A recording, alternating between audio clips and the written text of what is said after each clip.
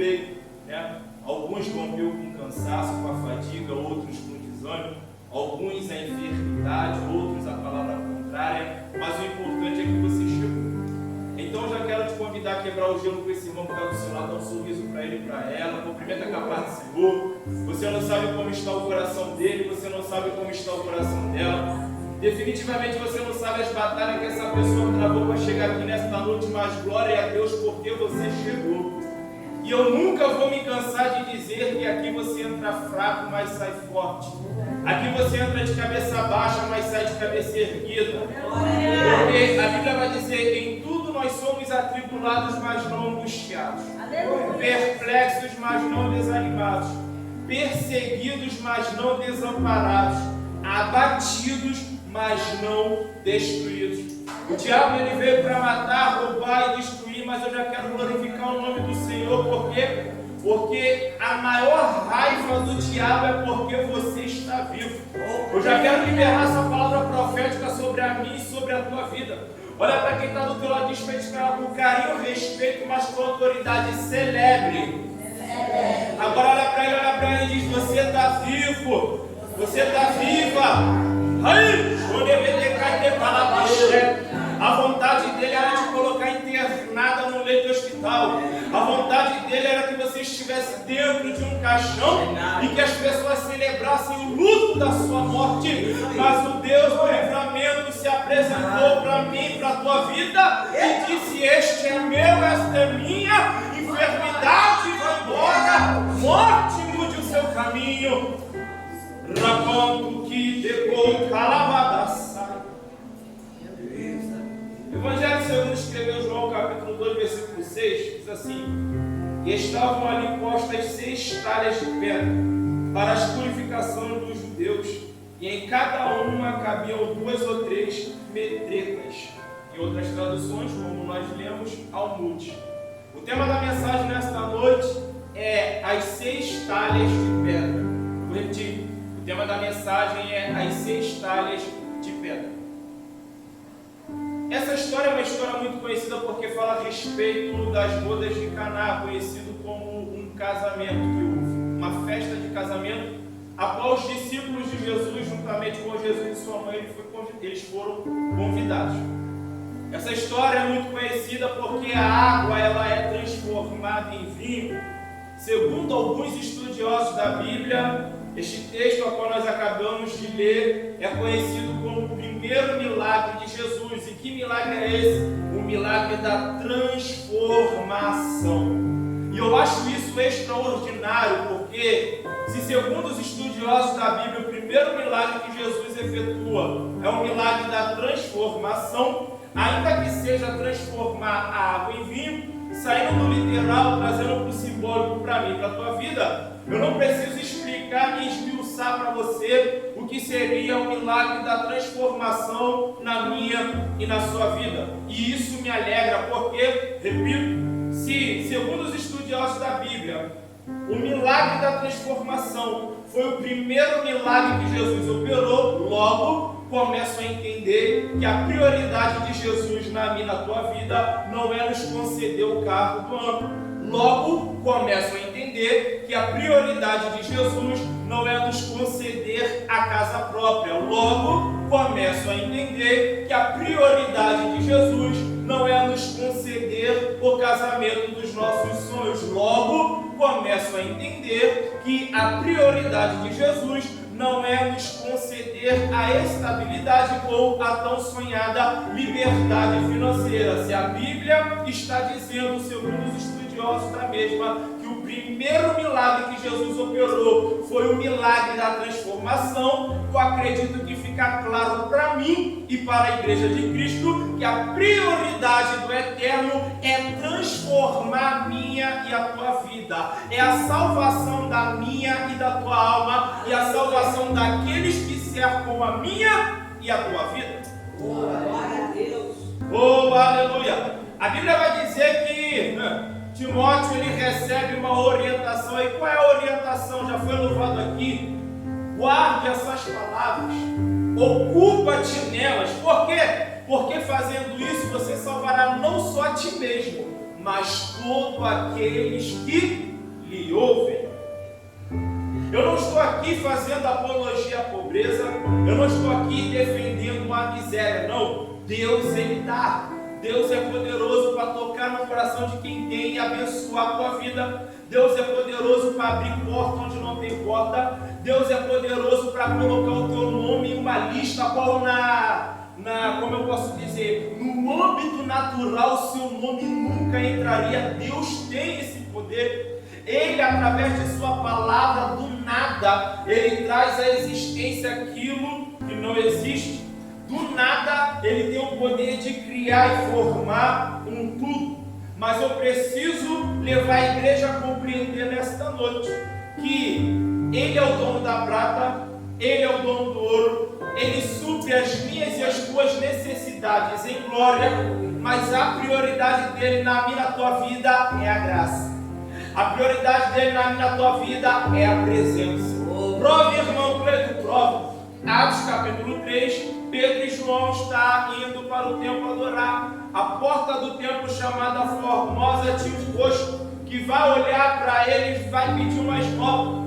Eles vão olhar para o posto e vai dizer: olha, eu não tenho prata, eu não tenho ouro, mas o que eu tenho eu te dou. Em nome de Jesus Cristo Nazareno, levanta-te e anda. A tua conta bancária pode até não estar do jeito que você gostaria. Eu vou mais longe, a despensa na sua cozinha pode até não estar do jeito que você gostaria. Relevante, eu já estou sentindo Deus aqui. Quem sabe a sua função no emprego ou seu cargo no trabalho pode até não estar do jeito que você gostaria. O seu marido dentro da sua casa pode não estar do jeito que você gostaria. A sua esposa dentro do seu lar pode não estar do jeito que você gostaria. Os filhos, os sobrinhos, os netos podem estar rebeldes e não estar na presença de Deus da forma que você gostaria. Mas quando você abre a boca para louvar, oh meu Deus, mas quando você abre a boca para pregar, mas quando você levanta a sua voz em oração, Glória a Jesus. aí você começa a entender que vale a pena pagar o preço. O que faz valer a pena pagar o preço não é o que nós recebemos nessa terra, mas é quando nós olhamos um casal que continua junto por causa de uma visita que você fez. O que faz valer a pena pagar o preço não é nada terreno que você possa ganhar ou receber, mas é quando alguém que estava pensando em desviar, mas permaneceu por causa de uma palavra e um conselho que você deu. Diz o salmista em Salmo 73, se não me falha a memória, posso estar equivocado. Ele vai dizer: olha, quanto a mim, os meus pés escorregaram. Não, como é que ele fala assim? Ele fala assim, ó, quanto a mim, os meus pés escorregaram, né? Como é que ele fala? Eu vou abrir aqui porque eu me perdi aqui, eu esqueci, então para não falar errado, é melhor verificar do que falar errado, né? Salmo 73. Aleluia, Jesus. Irmãos, isso nem faz parte da mensagem, mas acho que isso Deus está falando com alguém. Ó, diz assim: quanto a mim, os meus pés quase se desviaram, pouco faltou para que escorregassem os meus passos. O salmista está declarando que ele quase se desviou. Por quê? Porque ele tentou entender por que todo dia a alma dele era afligida, por que todo dia ele chorava, por que todo dia ele se angustiava. Mas quando ele olhava para a direita, mas quando ele olhava para a esquerda, aparentemente o ímpio estava prosperando, aparentemente o ímpio estava conquistando, aparentemente os ímpios estavam crescendo. Diz a Bíblia, nós vamos ver, que quando ele tentou entender isso, o coração dele ficou perturbado. Mas quando ele entrou na presença de Deus, ele vai dizer: agora eu entendo o fim deles. Eu vou entrar na mensagem porque eu tenho que correr. Irmãos, nós lemos um versículo aqui que fala sobre as 6 talhas de pedra. Segundo os estudiosos, a pedra é nada mais, nada menos do que fragmento de rocha. E você, se for da antiga, vai concordar comigo que nós costumávamos usar essa expressão: está firme na rocha, irmão. E quem é a rocha para a igreja? É Jesus Cristo. Jesus Cristo é a rocha. A igreja está firme, então eu vou aproveitar. Quem é a rocha, igreja? Jesus Cristo. Quem é a rocha, igreja? Jesus Então, nós lemos aqui sobre as 6 talhas de pedra, que é o tema da mensagem. Segundo os estudiosos, a pedra é fragmentos de rocha. E simbolicamente falando, a rocha simboliza e representa Jesus Cristo. Então, nós precisamos entender que essas 6 talhas de pedra vai simbolizar e representar 6 atributos de Deus. Eu vou repetir.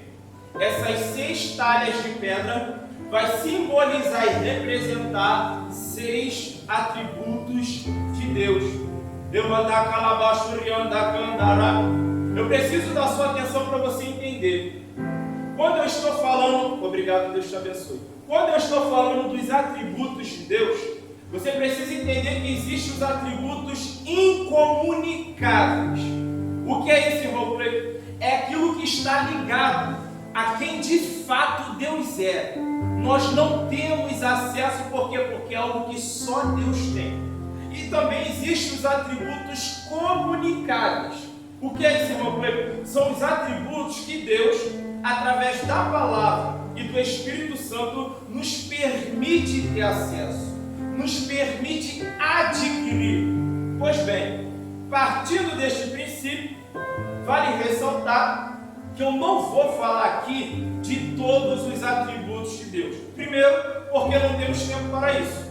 E segundo, porque o Espírito Santo de Deus não me direcionou. Ou seja, existem outros atributos, mas eu vou nesta mensagem fazer menção apenas de 6. 3 incomunicáveis e 3 comunicáveis. Vamos lá. Os 3 primeiros atributos incomunicáveis, algo que só Deus tem, ninguém mais tem. Primeira talha de pedra, primeiro atributo de Deus. Qual é, irmão? Onisciência. O que é isso? Segundo os estudiosos da Bíblia, é o saber absoluto. É pleno conhecimento infinito sobre todas as coisas. Ou seja, resumidamente, Deus sabe tudo.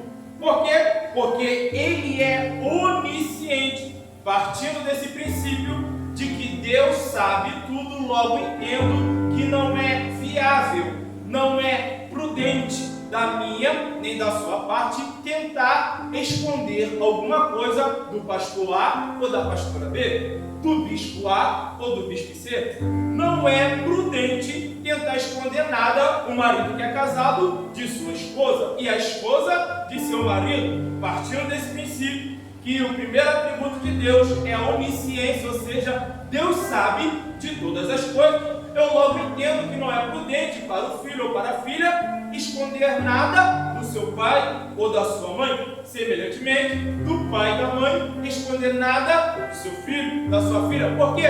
Porque Deus sabe, e diz a Bíblia no irmão Cleito, que Ele revela o oculto e o escondido.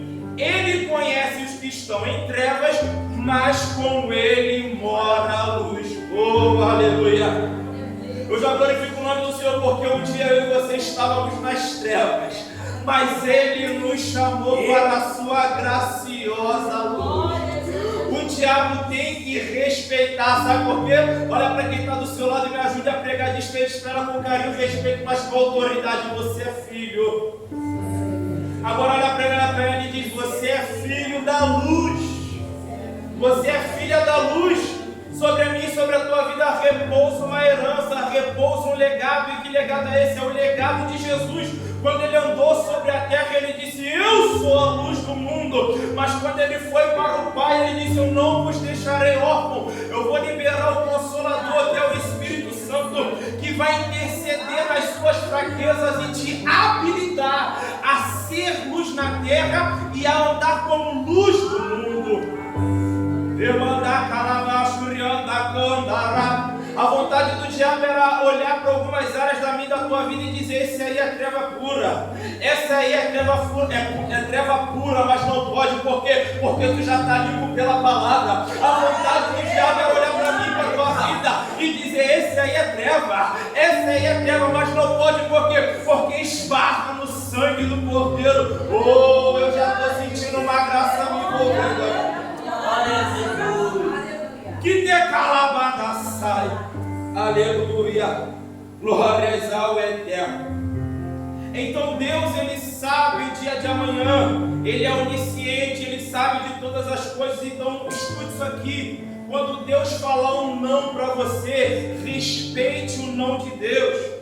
Entenda o tempo de Deus, porque Ele sabe o que você não sabe.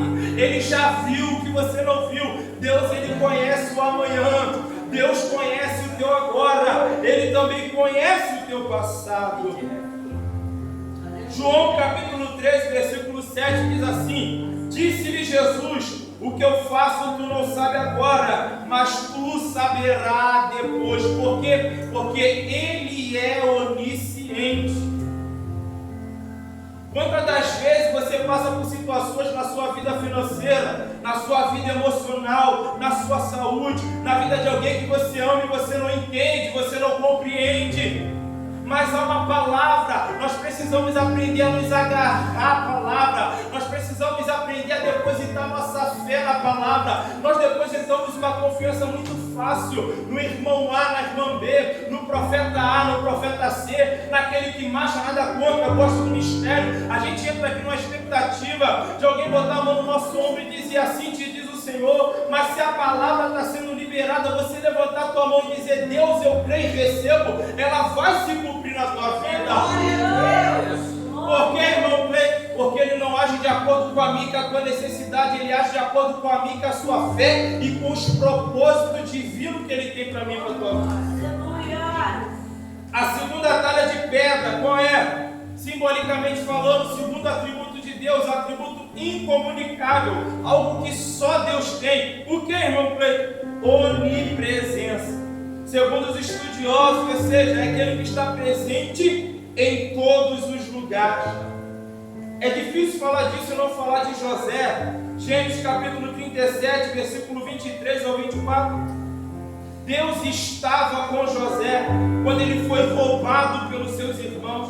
Deus estava com José quando ele foi jogado na cisterna pelos seus irmãos. Gênesis capítulo 39, Deus estava com José quando ele foi acusado e punido por um ato que ele não cometeu. Atos capítulo 16, versículo 25. Deus estava com Paulo e Silas naquela prisão. Por quê? Porque Ele é onipresente.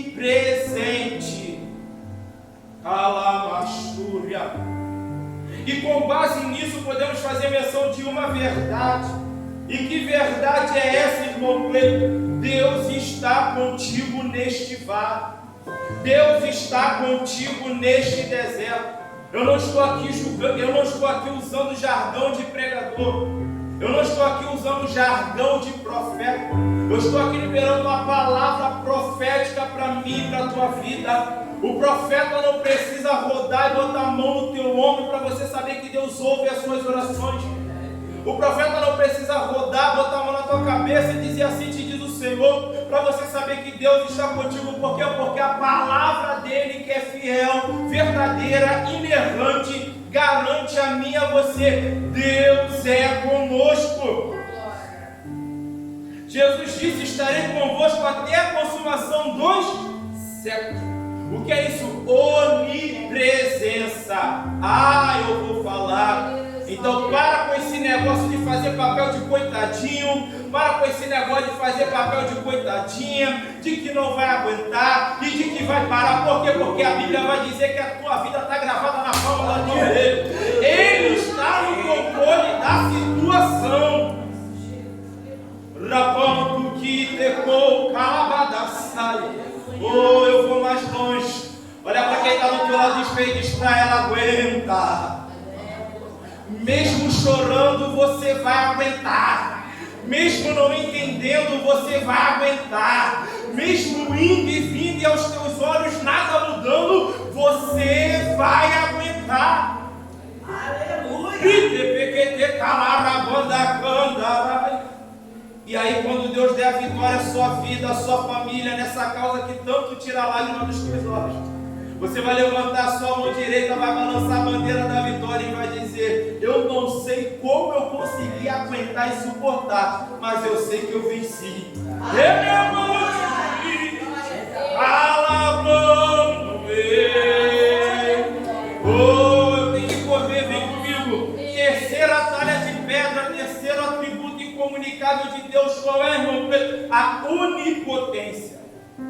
Segundo os estudiosos, significa poder total, absoluto, infinito, em outras palavras, todo-poderoso. Lucas capítulo 1, versículo 37, porque para Deus nada é impossível. Por que, irmão Cleiton? A igreja está afiada, glória a Deus por isso. Por que, irmão Cleiton? Porque Ele é onipotente. Por isso que para Ele nada é impossível. Deixa eu abrir um parênteses. Se você tiver que passar numa mesa de cirurgia, lembre que Deus é contigo. Você vai passar, Ele vai usar as mãos dos médicos e o nome dele será glorificado na tua vida. Mas por causa da onipotência dele, se Ele quiser, Ele cancela essa cirurgia, não de um modo natural. Qual é o modo natural, irmão? Porque teve algum problema lá no hospital, teve algum problema na lista e atrasou, cancelou, mudou tudo. Não, mas Ele cancela de uma maneira sobrenatural. Imagina você dormindo dentro da tua casa e Deus te visitando no teu leito, e enquanto você dorme, Ele arrancando essa enfermidade e dizendo: eu curo a tua vida e vou para os médicos. Ele é manto, calabrando. Pela fé eu quero acreditar que tem uma unção de cura sendo liberada sobre a mim, sobre a tua vida de hoje. Oh, aleluia! Glórias ao Nazareno. Meu Deus. Apocalipse capítulo 1, versículo 8, ele diz: eu sou o Alfa e o Ômega, o princípio e o fim. Diz o Senhor que é, que era e que há de vir. Ou seja, Ele é o El Shaddai, o Deus Todo-Poderoso. Salmo 91:2, aquele que habita no esconderijo do Altíssimo, a sombra do Onipotente descansará.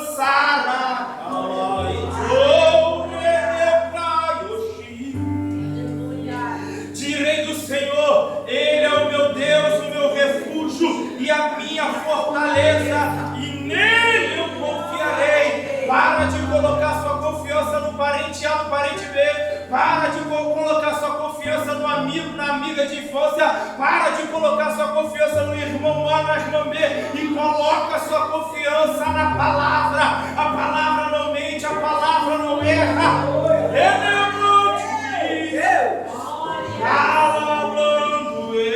Uns confiam em carros, outros em cavalos, mas nós faremos menção do nome do Senhor. Você vai olhar para a direita, vai ver muita gente caindo. Você vai olhar para a esquerda, vai ver muita gente ficando pelo caminho. Mas a Bíblia vai dizer: muitos caem, mas nós nos levantamos e estamos de pé. Glória a Deus. A maior raiva do diabo é que você ainda está de pé. Ele queria você trancada dentro do quarto chorando. Ele queria você trancada dentro de casa, enfiada dentro de uma caverna, cruzando os braços, batendo o pé, fazendo o bico, dizendo: eu não canto, eu não prego, eu não louvo, eu não faço, eu não ajudo, eu não coopero. Mas a mão de Deus foi naquela caverna, falando: o que tu está fazendo aí? Sobre a tua vida uma unção, sobre a tua vida, sobre a tua família, sobre a tua história. Há uma palavra, ponte de pé. Aí,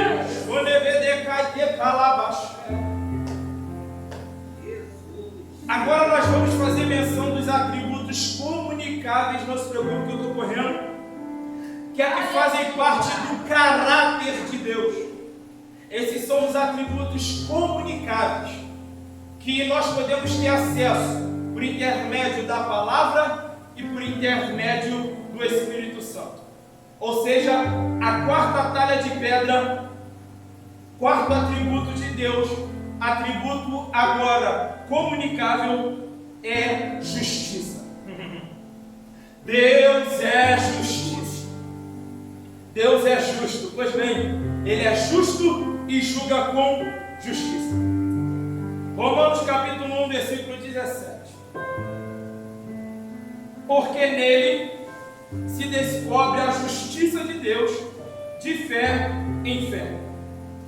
Como está escrito: mas o justo viverá da fé. Salmo 119, 142. A tua justiça é uma justiça eterna, e a tua lei é a verdade. Salmo 11, 7. Porque o Senhor é justo e ama a justiça, e o seu rosto está voltado para os retos. Provérbios 21, 15. Praticar a justiça é alegria para o justo. Provérbios 21. O que segue a justiça e a bondade achará a vida, a justiça e a honra. Eu quero dizer para você que tem padecido por causa do ser humano, porque o ser humano é falho. A justiça terrena falha, mas a de Deus não é endereço. Bem verdade é que eu e você, na condição de homem de Deus, você na condição de mulher de Deus, nós não queremos e não desejamos o mal de ninguém. Mas a justiça de Deus, tem gente que diz tarda, mas não fala, ela não tarda, ela chega na hora certa.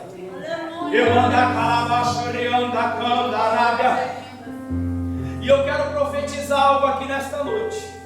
A justiça de Deus vai ser aplicada sobre a tua vida, sobre a tua casa e sobre a tua família. Essa vergonha que você está passando, essa humilhação que você passou, eu vou falar. Deus não vai deixar barato. Deus vai honrar a tua história, homem. Deus, ele vai honrar a tua história, mulher. Sabe por quê? Eu nem entro nesse mistério. Porque nós queremos definir as pessoas por um momento. Nós queremos definir as pessoas por uma atitude. E esquecemos que a atitude, a decisão por trás disso tem um contexto. Existem situações que nos empurram e nos impulsionam a tomar determinadas decisões ou ter determinadas atitudes. Explica melhor, irmão, para o H. H começa a olhar Sarai de cima dizendo: eu tenho, você não tem. Eu posso, você não pode. A primeira coisa que Sarai pensa: vou botar ela no seu devido lugar e mostrar quem é que manda. Começa a humilhar H. O que H faz?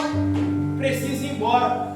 Pega as suas coisas e vai embora. Mas quando ela vai embora, o anjo visita ela e diz: volta para a casa da sua senhora. Quem olha para H vai dizer: se precipitou, se precipitou. Quem olha para H vai dizer: não vigiou, não vigiou. Quem olha para H vai dizer: poxa, calamachúria. Poderia ter esperado um pouco mais, suportado um pouco mais. Iria poupar ela desse desgaste de ir e depois ter que voltar. Só que o contexto, eu não estou aqui dando razão para H. Eu não estou aqui carimbando e dizendo que o que ela fez é certo, não é isso? Mas estou dizendo o contexto. Eu te pergunto, que outra opção aquela mulher tinha dentro da circunstância e do contexto que ela foi colocada? Eu não estou aqui defendendo o pecado não, mas eu prego o que está escrito. E a Bíblia diz: onde abundou o pecado, superabundou a graça. Se você errou, calamachúria. O meu papel e o papel do homem de Deus, da mulher de Deus, é te abraçar, é te acolher, é te dar uma palavra que vai te levantar, é te ajudar a ver que dias melhores virão. Mas infelizmente é com tristeza que eu digo que não é uma regra, mas uma grande parte julga, aponta, condena, pisa. Eu me amanto, calando, vai. Estou correndo, mas que possamos nos conscientizar nesta noite que nós fomos chamados para levantar, para erguer e não para bater e pisar. Assim diz o Senhor. Então tem justiça de Deus na terra. Quinta talha de pedra, não se preocupe que são apenas 6. Quinto atributo de Deus, o atributo do amor. Um atributo comunicável. Não importa o quanto a vida te bateu, o quanto a vida fez de você um homem frio, uma mulher fria. Eu sei que faz isso. Essas coisas acontecem. Mas através da palavra e do Espírito Santo, Deus permite a mim e a você aprender e ter a capacidade de amar. Por que, irmão Cleito? Porque é um atributo comunicável da parte de Deus. 1 Coríntios capítulo 16, versículo 14. Todas as vossas coisas sejam feitas com amor. Vai repetir? Todas as coisas sejam feitas com amor. Aí eu já entendo que não é por obrigação. Aí eu já entendo que não é chegar aqui, bater cartão e dizer tô. Mas é com amor. Colossenses capítulo 3, versículo 14. E sobre tudo isto revestir vestígios de amor, que é o vínculo da perfeição. Salmo 91:14. Pois que tão encarecidamente me amou, também eu lovrarei. Poloei no alto retiro, porque conheceu o meu nome. Provérbios capítulo 10, versículo 12. O ódio excita contendas, mas o amor cobre todas as transgressões. João capítulo 20, versículo 9. Como o Pai me amou, também eu vos amei a vós. Permanecei no meu amor. Romanos capítulo 8, versículo 35. Quem nos separará do amor de Cristo? Pega isso. A tribulação não, a angústia não, a perseguição não, a fome não, a nudez não, o perigo não, a espada não. Repita comigo bem forte: não. Não. Pode ser melhor: não. Não. A igreja comigo, vamos ver se a igreja está ligada.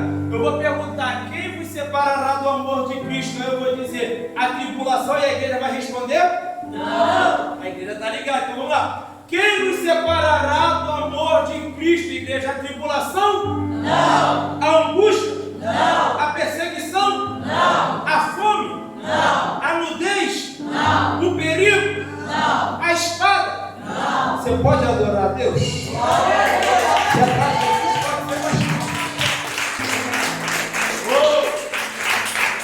Eu fico a falar na sua festa que eu tenho que entregar, porque senão o preço que eu pago é maior. Eu não sei o que você fez ontem. Eu não sei o que você fez meses atrás. Eu não sei o que você fez 2 meses atrás. Eu não sei o que você fez semanas atrás, mas eu tenho a palavra para o coração de alguém nesta noite. E que palavra é essa? O Pai ainda te ama. Oh, aleluia. O Pai ainda te ama. Tem perdão de Deus para mim, para a tua vida hoje. 1 Coríntios capítulo 3, versículo 3. Agora permanecei a fé, a esperança e o amor. Estas 3, mas a maior destas é o amor.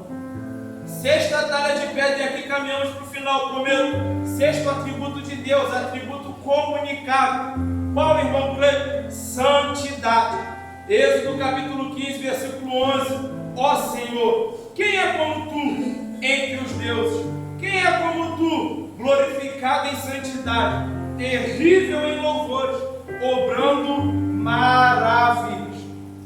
Salmo 29, 2. Dai ao Senhor a glória devida ao seu nome. Adorai o Senhor na beleza da sua santidade. A igreja está ligada. Hebreus capítulo 12, versículo 10. Porque aqueles, na verdade, por um pouco de tempo, nos corrigiam, como bem lhes parecia, mas este para o nosso proveito, para sermos participantes da sua santidade. Nós temos parte na santidade de Deus, obviamente, não como Ele, mas através da palavra e do Espírito Santo. Vós estáis limpo pela palavra. A Bíblia vai dizer: sede santos, porque eu, Senhor, sou santo. Você deve estar familiarizado com o seguinte termo: retirai a sandália dos vossos pés, porque o lugar que vós estáis é santo. Com a permissão dos dirigentes de culto, eu peço que a igreja se coloque de pé. Eu sei que o horário já estourou. 30 segundos essa oração, prometo. Feche seus olhos, põe a mão no seu coração. Espírito da verdade, a palavra foi pregada. Oh meu Deus, profecias poderosas foram liberadas nesta noite. E eu não tenho dúvidas que quem teve fé vai dar testemunho. Amém. Aqueles que posteriormente assistirem pelo YouTube vai dar testemunho. O Senhor curou nesta noite.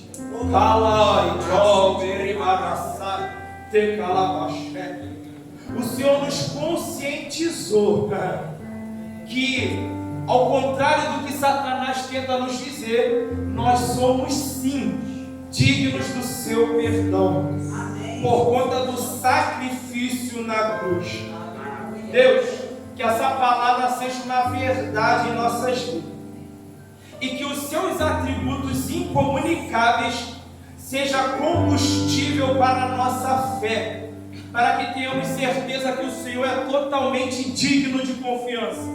E que esses 3 atributos comunicados inexplicáveis venha estar em nós, para que por um caminho o adversário venha, mas que para o 7 vá em retirada e o teu nome seja glorificado, em nome de Jesus.